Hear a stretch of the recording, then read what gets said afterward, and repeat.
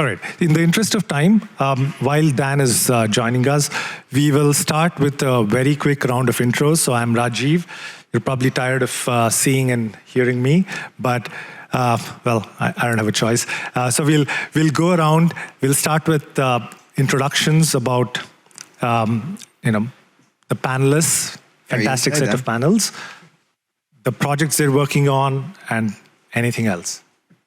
Shall I start? Yeah, hi, I'm Jonathan Alexander. I'm CTO at OpenZeppelin. I'm sure it'll come up here what things we're auditing, but we do a variety of things. For example, we're not only working with teams in the DeFi space and the NFT space, but also platform issues, variety of things that we like to get into, as I think we all do because it's interesting. So, cool. I'm Matthias Egli. I'm with Chain Security. They're a principal partner and CTO. And what we do is security audits, of course. That's why we're on this panel. But also a lot of research, a lot of interactions with the community. One of the recent things is coming out of the research is that one of our engineers won the underhanded solidity contest. And these kind of challenges is what we like to do. Hey, and by the way, congrats on that was a really good submission. My name is Gonzalo. I introduced myself earlier, but I can go a little bit deeper. I co-founded Consensus Diligence. We've been operating for the past 5 years, roughly a little bit over that. We started purely as a services company, so providing security audits in the Web3 Ethereum space, and then we later expanded to have a suite of tools. So we have a product side to Dilly that just builds automated vulnerability finding arsenal. Hey everyone, my name is Mehdi, co-founder and director of Sigma Prime. We've been around for about 6 years. We're an information security consultancy, headquartered in Sydney. We've been growing and hiring people all around the world lately. We do a whole heap of security assessments, as everyone around. Lots of smart contract auditing, but we're particularly keen on diving deeper into other layers of the blockchain stack. We are also the founders and maintainers of Lighthouse, the Rust implementation of the Ethereum consensus layer. So that's been keeping half of the team very busy, as you can imagine. Yeah. Cool. Dan, would you like to give a very short intro? I think most people here in the room heard you. Reintroduce myself? Yeah, I mean, so I think we have an odd distinction of being a security company that learned how to do blockchain security rather than the other way around. And in that way, we do work in all kinds of really neat advanced cryptography. We work on layer 1, work on layer 2, we work on bridges, we work on dApps, we work on cloud native software and cryptographic software and all kinds of wacky stuff. So I think we've got really good perspective from areas outside of blockchain that we like to bring to this field. Fantastic. And thanks for continuing to stay on, stay on despite your... Yeah, I got about 3 hours of sleep last night, so... Oh, God. All right, we won't put you to sleep. So let's, as a segue from Dan's talk, for those who are here, right? So the title of Dan's talk was What Blockchains Got Right, to keep it optimistic. Let's maybe start with what blockchains got wrong, right? I'm sure, we're all doing audits here, we're all doing Ethereum security, so many things. I can tell you that. All right. The other half of the talk, right, is I think in the talk I framed it as we've really screwed up a lot of these language level issues and a lot of these compiler level issues where traditional security would say that actually that's the most necessary thing, right? And we learned that actually that's wrong, that you can fix all this stuff in post, that as long as you have testable code, then all this stuff can end up being pretty damn safe. Because there are lots of people out there that are managing billions of dollars in these little smart contracts that are built with these very rickety tools and they somehow don't lose money. So clearly the testability thing works, but there's no reason you can't have both, right? There's absolutely no reason that we can't have a secure version of smart contract language or a secure compiler that's able to analyze code and help us avoid insecure conditions, or a compiler that we can trust to accurately translate our code into bytecode. So I think that's a huge gap, and it's one that I've really hoped would be resolved quicker than it has been. And it's really an area where I think I heard the end of Gonzalo's talk, where you guys were saying something about working on a better version of Solidity and trying to transfer some of the ideas back. And I mean, we've been in the same boat. Like Trailbit's proposed to rewrite the whole damn thing with our own compiler framework too. But it's just like not progressing as fast as the field of property testers and symbolic execution tools and other kinds of verification tools are. Those are moving extremely fast, and I would love to see the rest of the tooling kind of keep up. Cool. So pace of tools, a lot of things that can change at the language infrastructure level. Would you guys like to add to that? I think there are a set of things that work against us. So I'm not sure it's exactly getting it wrong, but some of it's maybe a little not completely anticipated, but it's worked against us in terms of determining where our risks are and what our defenses can be. And for example, our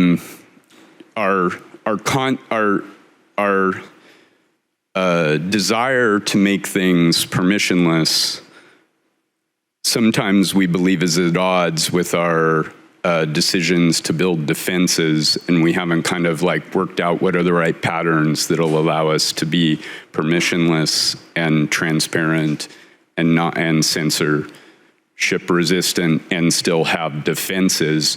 And similarly and kind of related, the gas costs and the costs of deployment and the costs of execution have kind of worked against us thinking about building in other layers because they're expensive to run. And so kind of gas costs, I think, have generally worked against some other thinking in security. And I think we're going to see relief from that, but it's taken some time. And finally, and we brought this up earlier, I think some of the initial implementations were incredibly complex, and so some of the things weren't thought about, like the value of account abstraction and its capability to allow us to layer in security, and there were fundamental decisions made, and now we've got to kind of work our way out of them. So I think there are some things that have worked against us that we're working on improving that'll help us. I agree with them, though. I don't think blockchain got anything wrong, because blockchain is a thing, right? And blockchain is not inherently bad. I do agree that there was a huge missed opportunity by us, the blockchain people, of reusing tooling. I know that specifically at Trilobits, there's huge care into with the intermediate representations that they use in their tooling, and that there's a deep desire for getting all the horsepower that all these, because like at the language level, blockchain, there's nothing different, like quintessentially different about blockchain. We could have been reusing all these secure formats that people have been advising for years now. And we just didn't, which to me feels like a real missed opportunity. Like and I'm not a Solidity hater, by the way. I have deep respect for that team. Like they're bright, they're so smart, they're doing the best they can, but it's a collective wrongdoing, Like we should have pushed for that a little bit harder, for reutilization of stuff that was already done like years and years ago. Yeah, I agree. I think your question was, what did blockchain get wrong? The first thing I thought about was a 256-bit stack virtual machine. That's on Vitalik's list, right? Yeah, that's right. Yeah, Ethereum 3.0. But no, I concur. I think there's a lot of tooling out there that unfortunately we can't really benefit from because of the design choices that were made very early on. Now, I have also a lot of respect for those people who made those design choices, and I'm sure there were, very good reasons why we have to deal with those things right now. But I certainly concur. But we're getting better, right? Like, there's a lot more tooling out there now for the EVM, for Solidity. But it is unfortunate that we can't capitalize on everything that has been happening over the past decades, really. Matthias, would you like to add to that? Yeah, I'm wondering about like this ease of access which Ethereum Solidity provided. So a custom language, like back in those days, there were competitors going with, like, if you think of EOS or so, right? Then ready-made language you could just deploy, and obviously huge challenges with that. Then we had Solidity, which is like, at that stage, it was like a JavaScript style-like language, and it evolved heavily till today. But it enabled all of that. It enabled that the Open Zeppelin libraries are here, which really, really improve security, because in the end, security is not like EVM allows you to do certain things and you write the perfect static analyzer which finds stuff. It is so often in the business logic and understandability of code, ability to write code. So what did we get wrong in that sense is we opened up this playground for everyone, and it made it very easy to write very wrong code. And the education on what's good to establish best practices had to run crazily behind to catch up with all the builders who are just like happy about this playground.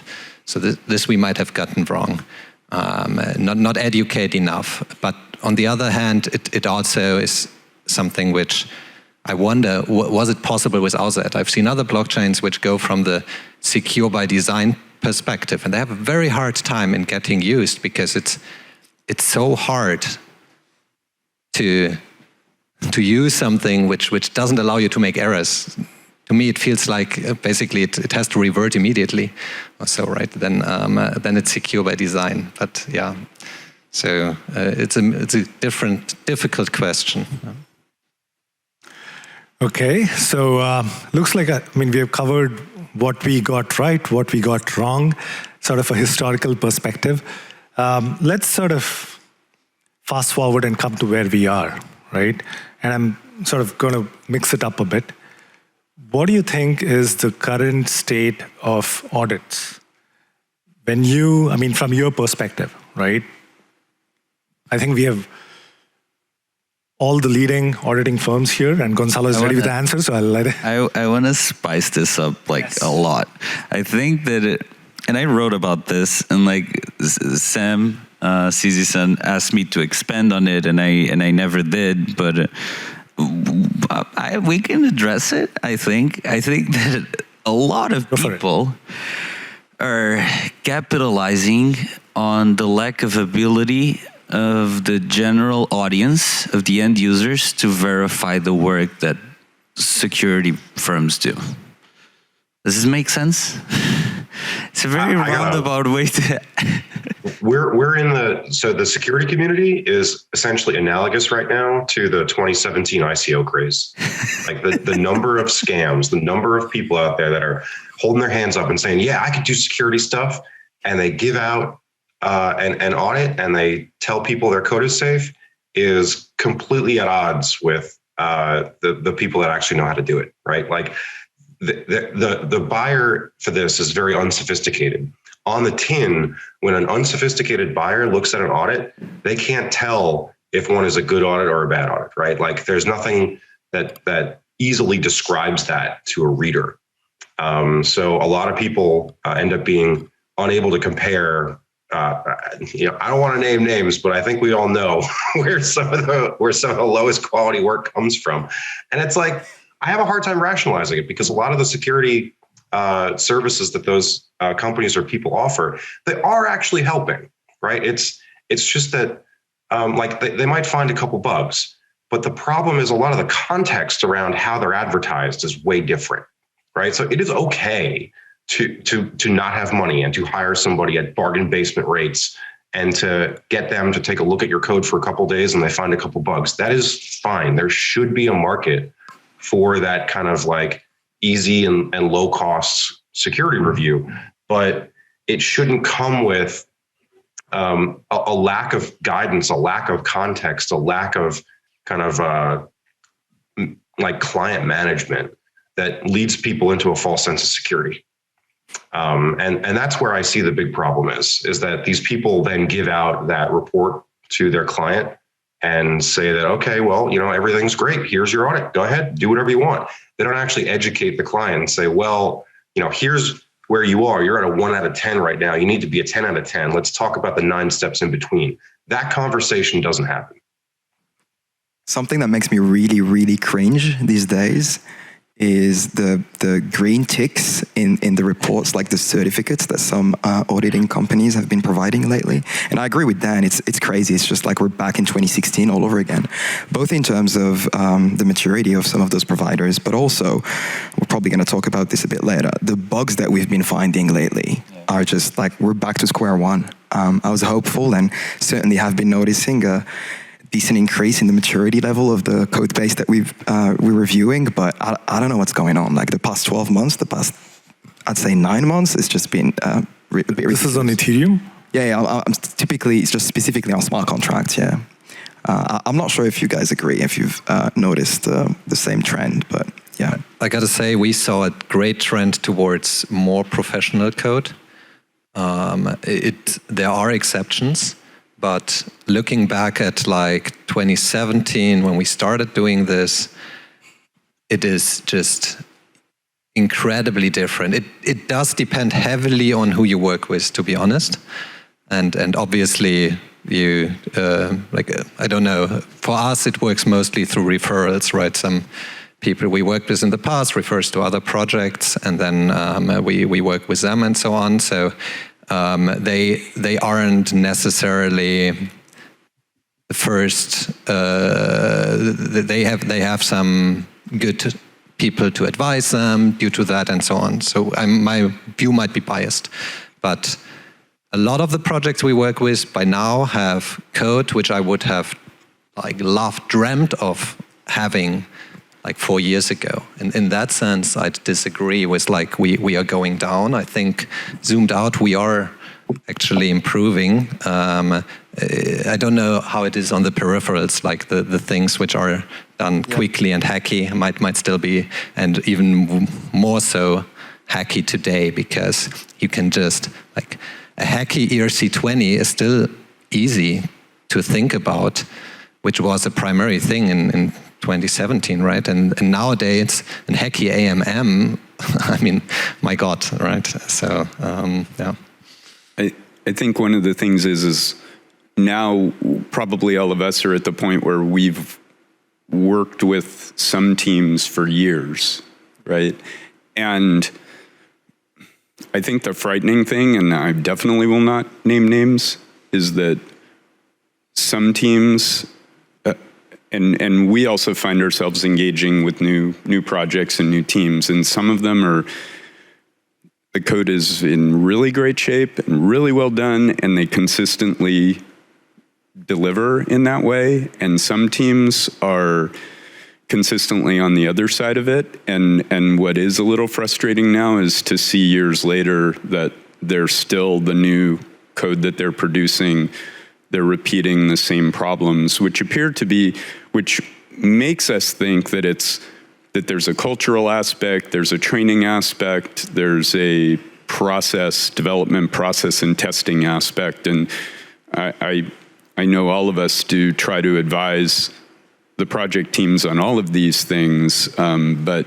I think I wouldn't say we're just seeing one or the other. We just see continued of both, and in some cases it's bad, in some cases it's good.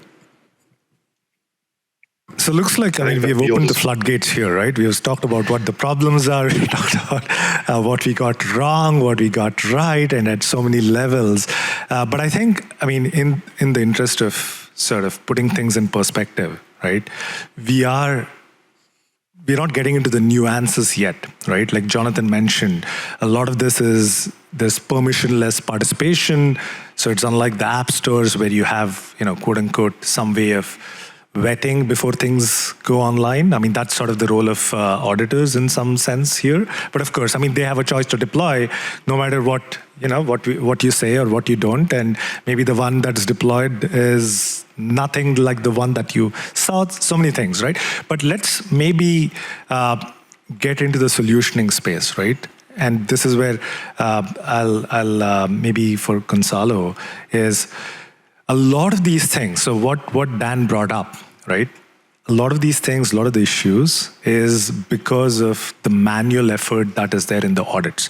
If you look at the costing perspective, if you look at the time, the waiting times and so on, and magically we are supposed to have tools, Slither, Echidna, Mythex, Mithril, ones from Chain Security, libraries from OpenZeppelin, Forta, all the stuff that's happening in Sigma Prime, right? Gonzalo, you've been looking at these tools, your teams have been building this out, right? And we had talks about fuzzers, the whole mix. Do you see them sort of replacing manual audits? Or we all know the answers, but you dive deeper. This question comes up all the time, and no. The answer is absolutely no. I can't believe that. Either we get to the generalized AI space, and then yes, sure, just throw one at a code base, and it's going to be the same thing as a human. Did you catch Ed's talk yesterday? He had GPT-3 spit out stuff about rollout. Right, and also at ETH Denver, there was these two young kids, right? Dixon and I'm sorry, I can remember the other guy's name, but they built this model where it's ML and AI, so some mixed algos, where they actually categorize code bases based on the data set, on a trained data set. And it will work. It is something. It's something. So their hope is that they'll be the first intervention in the security lifecycle. And sometimes I hear them be a little bit too caustic and say, hey, this might replace auditors. Not everyone has the price for an audit. And I might have woken today with the feet facing the wrong side, and it'll be a little bit more mad, but that is also so hard to explain to clients. So hard. Oh, but this is people can call things an audit and everybody will believe it. It's impressive, None of this, all of the things have their places. All of the things. Dixon's tool is actually impressive. I saw it working. It works. It will be great. It's just not an audit. Our tools work. Our tools are great. But even with our clients, it's so hard to get them to comprehend that fuzzing is, but can I use your logo? They say. And I was it's not the point. Our tools have a place. Humans have a place. There's the life cycle is very well defined. We have all talked about this. We should probably do a YouTube ad all together, just explaining and target the right people. The answer is no. Tools will not replace humans anytime soon. But also, yes, tools are important and they have a place, and that's why we keep building them. It's not and I guess us and TOB are more invested specifically in the automated vulnerability finding space. And it's we're not crazy, right? We keep building these things for a reason. They have their place. They have their utility. And even we here, right? Data. Yeah, go on, Dan. I'll say we actually have hard data that we've been able to create about the benefit and limitations of automated testing techniques. So one study that we did that we're planning to update, I promise, but one study we did is from the first 2 or 3 years worth of audits that we did, we went back and categorized every single issue that we found, including the severity, the category, and then a small team of people from inside Trail of Bits working with a CS professor over at ASU categorized them in terms of which issues could be found with an automated technique and which ones could not. Right. So this was a theoretical evaluation. So it's in the future, could there ever be an automated technique that could ever come out and identify this bug? Or is it completely orthogonal to something that a machine process could find? Right. So splitting those things into 2 categories, what do you find?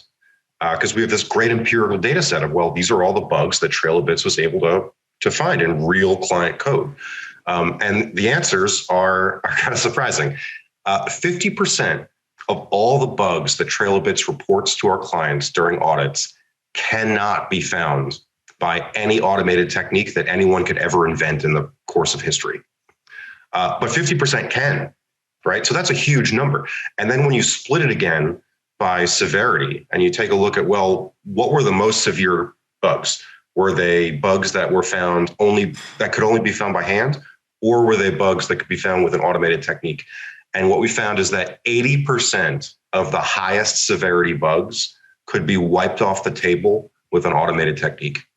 So the potential for these things is extremely large. If applied uniformly and comprehensively across a code base, you are getting rid of 50% of bugs total.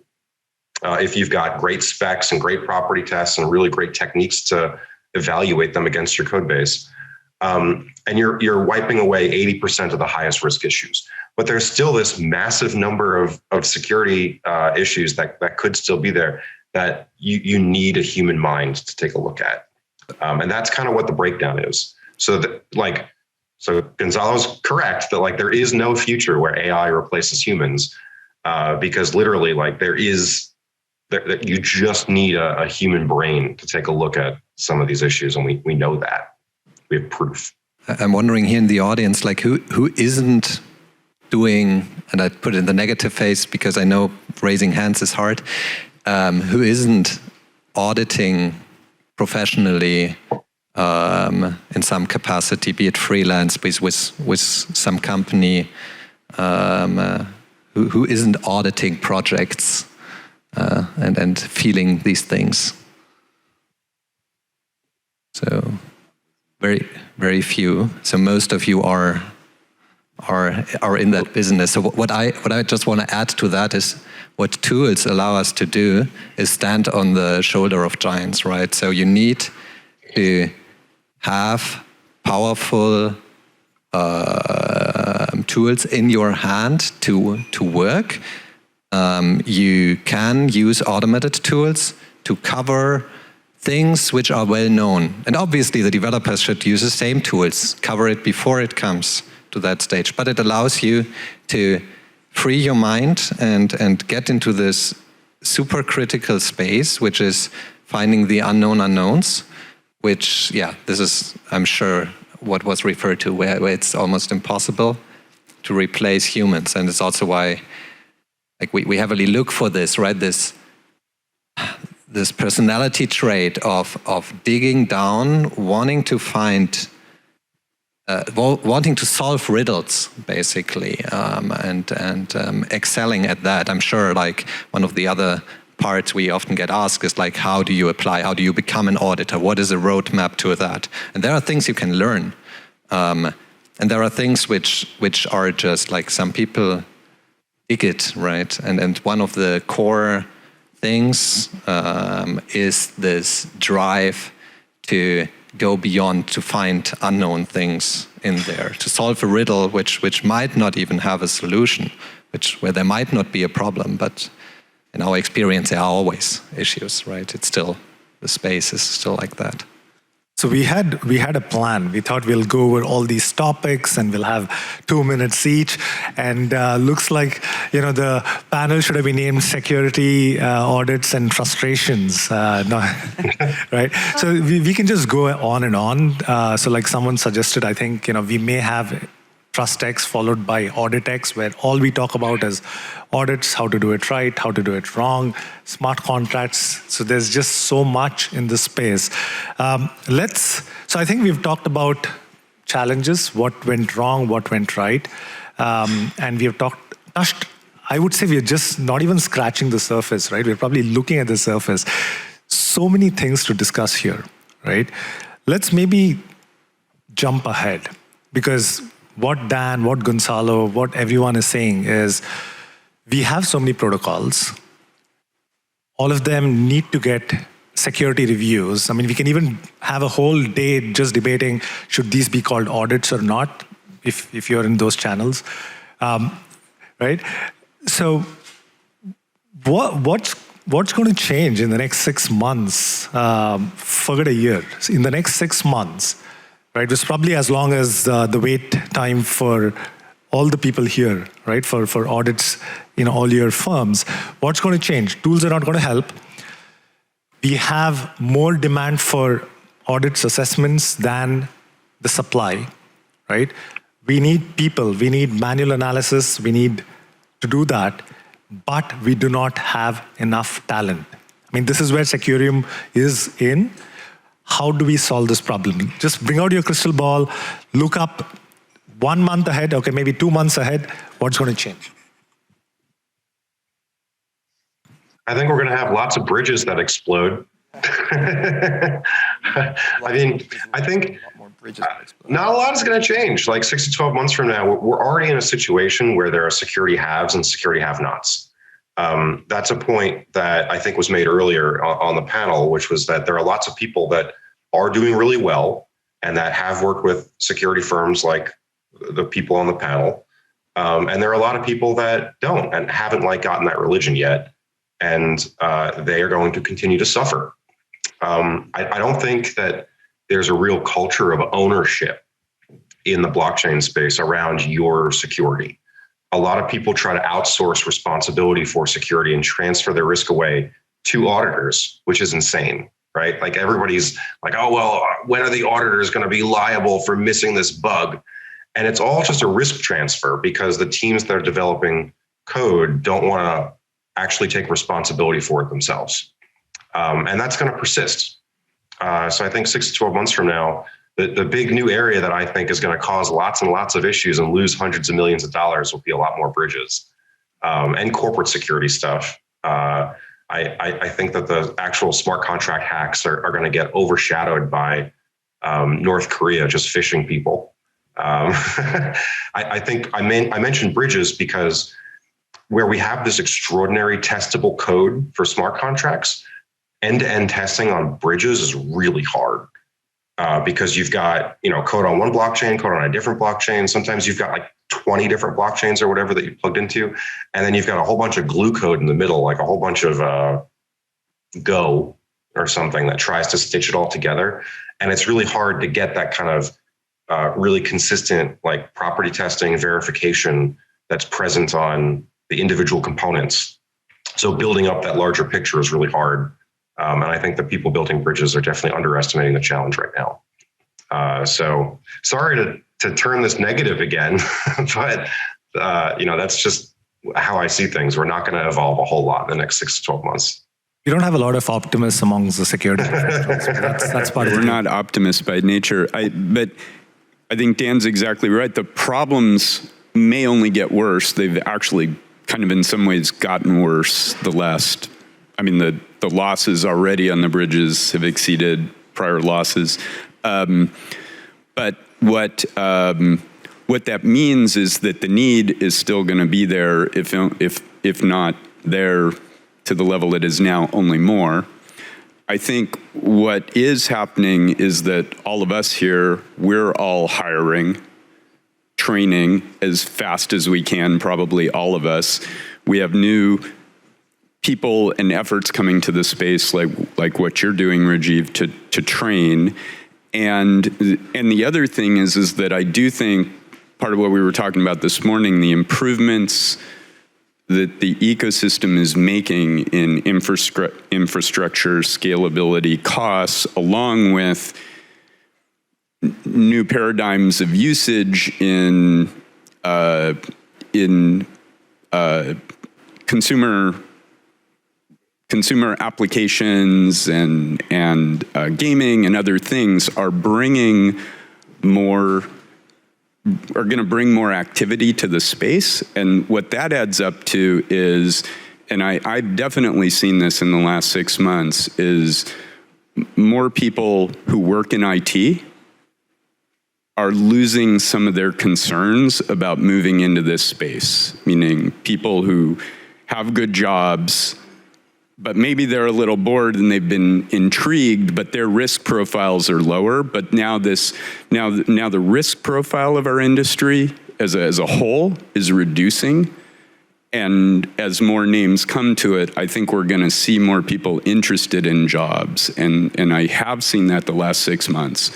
More people beginning to say, oh, I am going to move from Web 2 IT security into Web 3. And now we need to enable that. We need to figure out how to tell these people, but importantly, how to train them, because the space is hard, and how to make that successful. But I think that's a positive. I'm not sure we're going to catch up at all, but we are going to grow. Great. I mean, we can go on and on. I just got a sign that we have 2 minutes. We can preach and share the frustrations for a long time, but we want to have some time for at least maybe 1 or 2 questions. And we have the first question by Corey.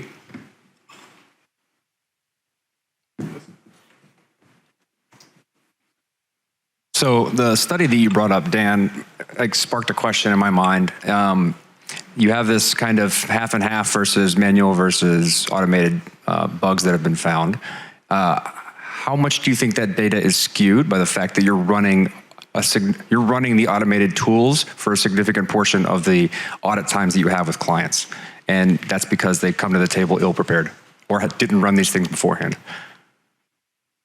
And that goes for all of you, because you've all kind of engaged in this similar thing. Like, how much time are you actually getting for manual review because you're doing things that should have been done when the client engagement started? I mean, I think Sure. You're probably all on the same boat here. We ask our clients to run these tools before they come to us, right? So that our time is best spent on the value add and the business logic type flows. So I'm actually deeply disappointed every time we run one of these tools and we find stuff with them. My expectation is that clients should be running those themselves, along with, writing proper docs and tests and whatnot. But like on the tooling itself, it's there for a reason. It's there for us. It makes our lives sometimes easier, but it'll be great if, all the projects would be running those themselves. And just on automation, what Dan was saying, I think is spot on. But there's also a whole class of bugs that is extremely hard to find manually. So I was talking about fuzzers earlier, and fuzzers are great for that particular reason, right? Like if you're after a particular edge case, an arithmetic edge case, like good luck trying to find that manually. But a fuzzer will pick that up within seconds sometimes. So there's definitely a world where like both approaches are needed, manual and automatic, and I don't think that's not going anywhere. 10 seconds. Important to note that the bugs profiled in that paper, we weren't discussing the source of the bugs, like where we found them. We were discussing whether an automated technique could find it or not. So the data in the paper is not skewed by the source of the discovery. All right, one more. Muli. Yes, so I don't share your pessimism at all. I think actually the panel ignored 2 things that as a senior guy, I can tell you it worked. I was a disbeliever for many techniques. I think there are 2 things here which will change the things in the future. Tool will get much better, and also the discipline will get much better. And the idea is even the fact that you have now security audit, which is lovely, is because the team in themselves, they don't have the expertise. Once the team have expertise, and I actually also don't share Dan's paper. I think actually I can explain, but the idea actually these bugs can be found by automatic techniques, including ours, in fact. So I think that it's true. The existing techniques always have limits. That's clear. And ours also have limits, and others will always have limits. And science, that's the way science has progressed. I've been working in this field for many, many years, and many others. But I think the issue is the technique, and more important, the discipline. If you have the discipline, you will have the auditor, but you will find some of the bugs yourself. Some of the problems when you're looking into this project, and that's why maybe they are selecting not so good audit, because they themselves, they are not expert. And I think the situation is much better. I kind of want to add one thing. I think this is actually a great last thing, because what makes me most optimistic about this space is like people like Muli, right, from Setora, and so many others. They are driven to this space because of these challenges being solvable to some degree, and very hard and high stakes, and you work with the brightest, and the more of the brightest come. So the talent is what makes me most optimistic that even in the next 6 months, even if obviously we can't scale up demand by 10x, which would be needed to work down the pipelines of clients, we see this, like, so much great talent is joining this space, both what was already mentioned from existing companies with stable jobs, from universities. Some of the best researchers are now focusing on this and developing tools, which I guess soon the other industry will be incredibly jealous of. I mean, in Dan talk, it was like already mentioned, right? You have these tools, and people coming over from this space say like, wow, crazy shit, this is not available in where we come from. So this puts me optimistic. Like we have that raw talent, and we'll keep working on it.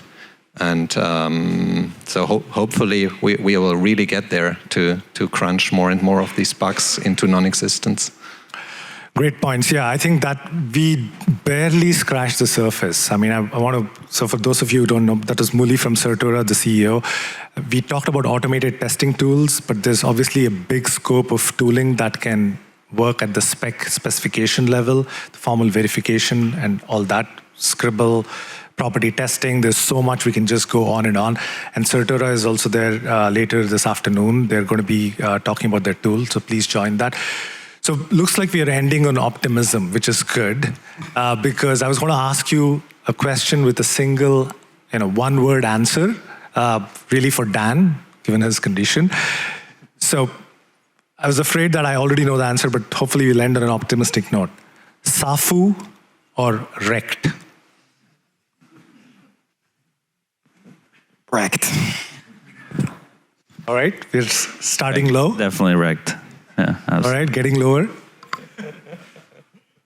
I mean, Julian with Reg News is doing great things for the space, but nothing is safe. Nothing is safe. Yeah. All right, 3 wrecked. Is there a timeline on this? Oh, I'm going to have to say for a while wrecked. All right, that's 1 month, 1 year. Well, Dan was like, nothing's going to change for 1 year. So we know his answer. All right. So the threat environment has gotten to be a lot more. The people out there that are hacking stuff offensively like the fact that North Korea is now a player in the game, like a much more active one in 2022, is going to make some people upset this year. All right, that's. Let me end this on a positive note. After this, I was just gonna say that. Oh yeah. Please, yes. Besides all the animosity today and me being a little bit more upset than usual, I actually love these people, and you cannot go wrong with any of the people that talked here today. So thank you, Mehdi. Then absolutely. So I think we all live for the challenge, right? Here's my contribution to the optimism. If not for these teams and the others, right, we would be we would be more wrecked without the people here, right? So thank you all. And yes, and another optimism, right? More optimism. There's just so many challenges in this space. You heard tooling, manual analysis. So we need talent for all the efforts. I mean, we're barely scratching. We're just talking about automated testing and audits.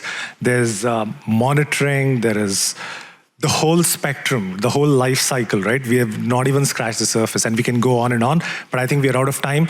Thank you, everyone, for joining us, and an extra round of applause for Dan for staying. Thank you.